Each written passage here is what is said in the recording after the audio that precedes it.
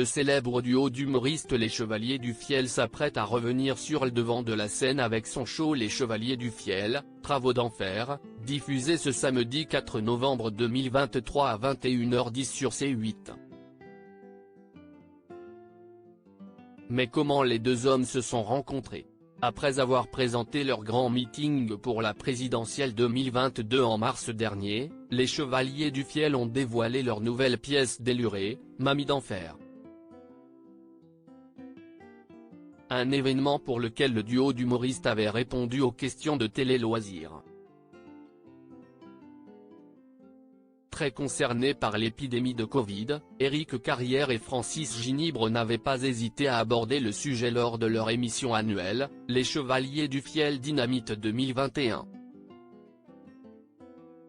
Ce samedi 4 novembre 2023, les téléspectateurs pourront les retrouver à 21h10 sur C8 avec Les Chevaliers du Fiel, Travaux d'enfer.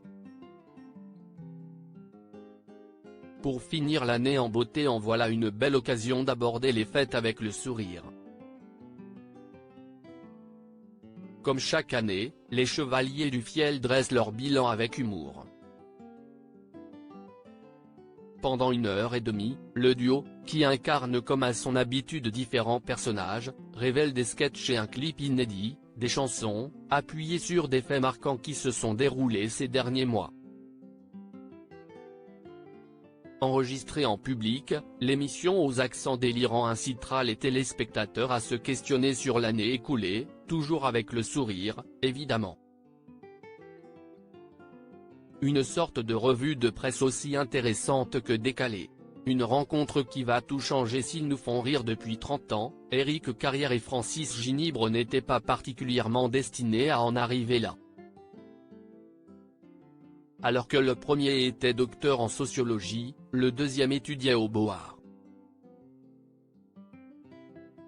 Au début des années 1980, Éric Carrière joue dans un petit théâtre à ses heures perdues, et cherche un batteur pour l'accompagner.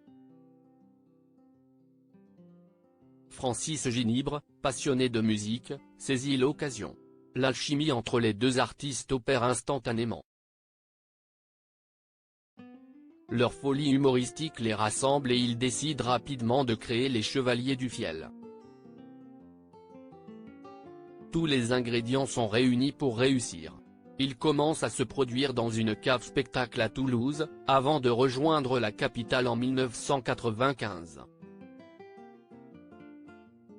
Avec près de 30 spectacles à leur actif, une chanson culte La Cime-Camille, ou encore l'ouverture d'un restaurant, Éric Carrière et Francis Ginibre ne se sont jamais relâchés depuis les années 90. Un pari réussi.